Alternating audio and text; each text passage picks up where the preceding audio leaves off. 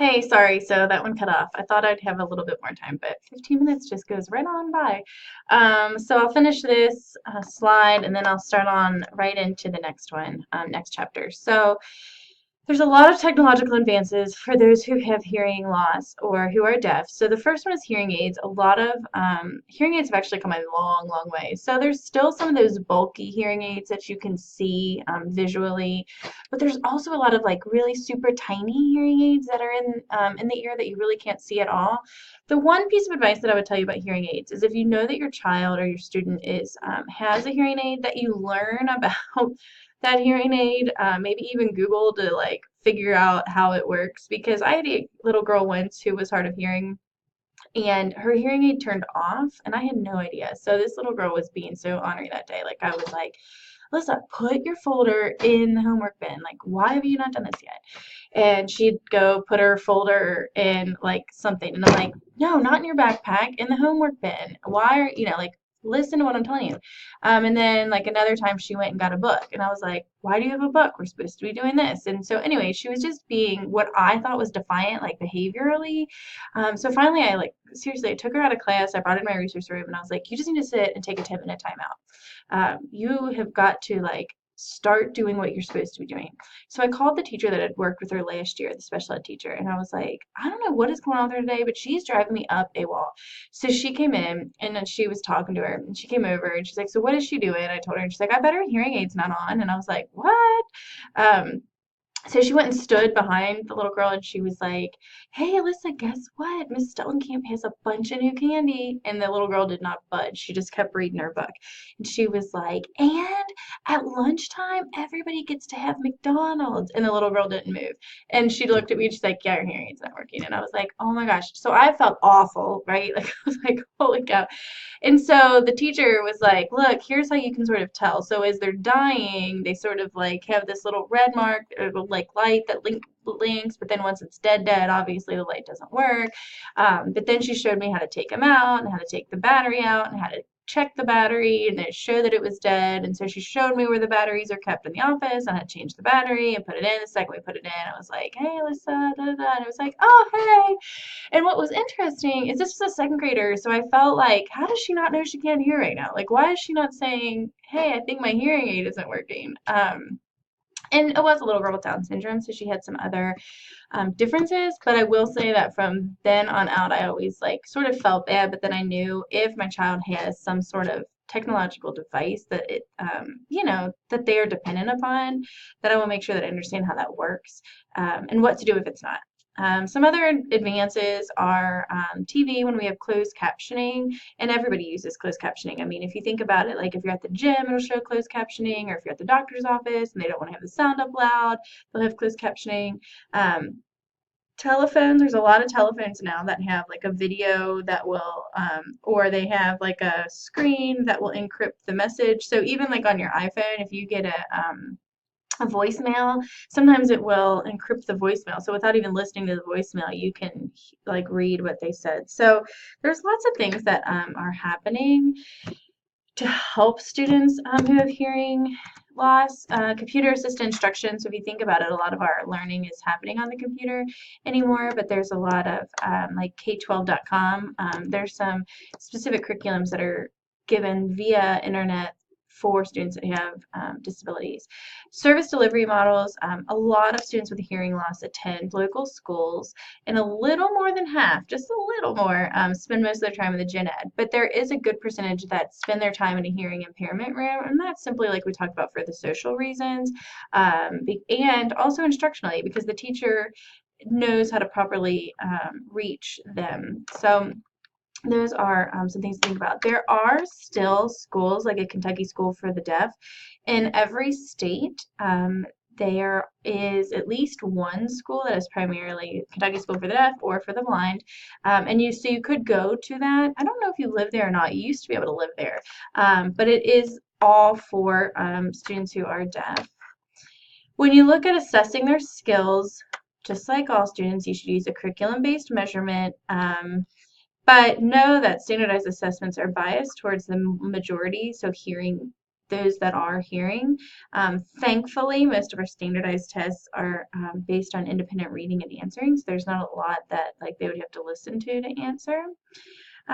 For accommodations on testing, sometimes you would have to have an interpreter while you're explaining the directions for the test, maybe extended time, perhaps in a separate room. If they have to write, like if they need to scribe, that they would have to sign to the interpreter, and then the interpreter would either write it or the interpreter would tell the teacher what to write. Always, always, always, early intervention is helpful, but sometimes there's not really sure which intervention to approach. 90% of children who are born deaf have hearing parents, which I think are interesting. So that last 10% are the percent that do better for the reasons that we talked about earlier, but there are the majority of students or children who are born to hearing parents. But there are a lot of preschools, public preschools, and I don't know about a lot. There's at least one in every county that will do full immersion, including sign language. Now, the smaller counties, the rural counties, probably not. But like I know in Boone County, they have a preschool where they do all sign language. Obviously, they talk as well, but they do heavily focus on sign language. And the sooner you start teaching sign language, the easier it is to pick up. On a side note, NKU has a fantastic sign language program. They have level 1 and level 2. Most people that teach it end up taking both levels and want to take more. So it's always something that we discuss, like, could we add and build on to that program? It's a quick, like, I want to say 6 or 7 week session, and it's on, like, this semester it was on Tuesday nights from 6:30 to 8:30 for 6 weeks or something like that. So if you're ever interested in sign language, you should definitely look at that. I'm not sure the credits or anything like that, but it would be really cool, and I've heard really, really, really fantastic things.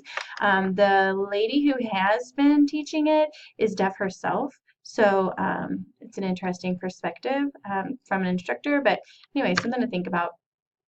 When we talk about transition, we need to make sure that we're consistent with the language that we're using in terms of sign language.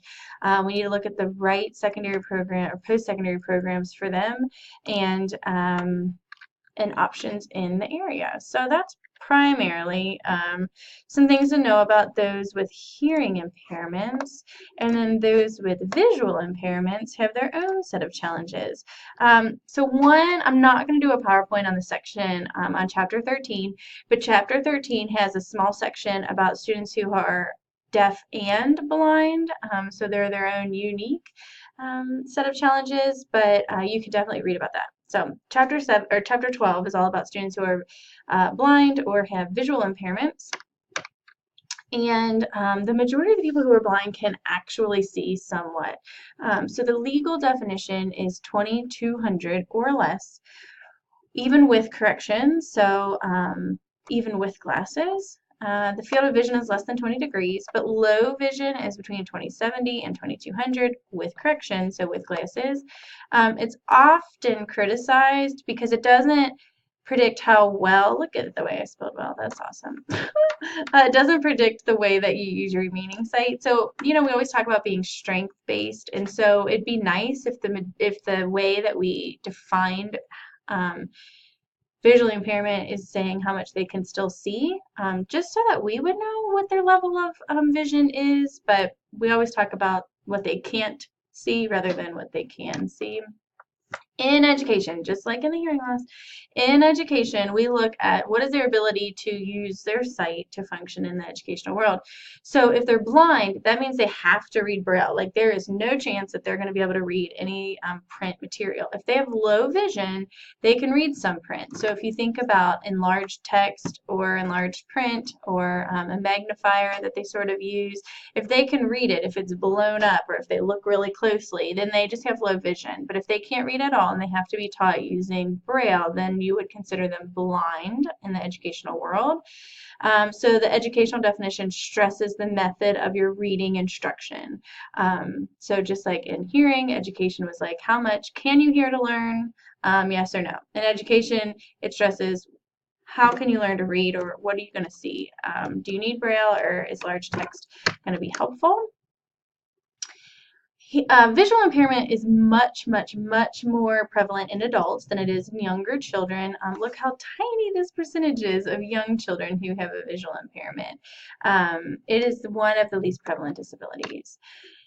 So the visual process, we look about, once again, I am no medical doctor, but if you look at the process, it's all about the light and how it reflects through your eye. And so right here, so here's the flower that you're seeing, or the picture, the image, the letter, whatever you're looking at. And it's sort of, look at this, how it flip-flops in the back. So you see it, it's all about how the light reflects. It reflects off the back of your eye. And then this back here, the optic nerve, the retina, all of this is what is used to process that image. So all of these little things are just other parts of your eye that are rather interesting.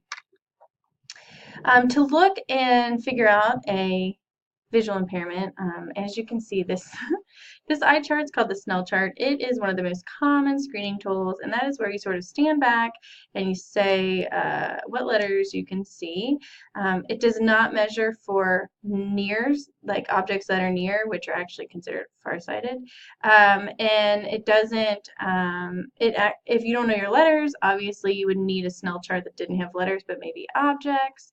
And it doesn't really correspond with the vision in a natural setting. It's more like a black letter on a white background, and so some people say it might not be the most accurate way of predicting a visual impairment. But once you sort of don't do well on this, then they move to other tests. So it's not the only test, it's just a screener. And then there's functional visual assessments where they do near tasks and then intermediate tasks and distance tasks to test really what your true vision is. There are some diseases or things that happen in life that could cause you to have a visual impairment. There's three ways that we sort of classify visual impairments: nearsightedness, farsightedness, and blurred vision. So any of us that have glasses know that if we're nearsighted or farsighted. But astigmatism, some people can have astigmatism and be nearsighted, or and you probably know if you have astigmatism because you have to have like fancy contacts, which of course cost more. And but they can be fixed, if I believe correctly. Usually we have a conversation in class about that because there's some people in there that wear glasses and they know more about their eyes than I do. And then there's different diseases or damages that could happen. Each one of these is a YouTube video, so I would suggest that you open up this PowerPoint and watch each of those. But it sort of talks about what is glaucoma or cataracts. Like I know my father-in-law had cataract surgery and had his eyes fixed, but a lot of older people end up having, eye issues that can or cannot be corrected by surgery. But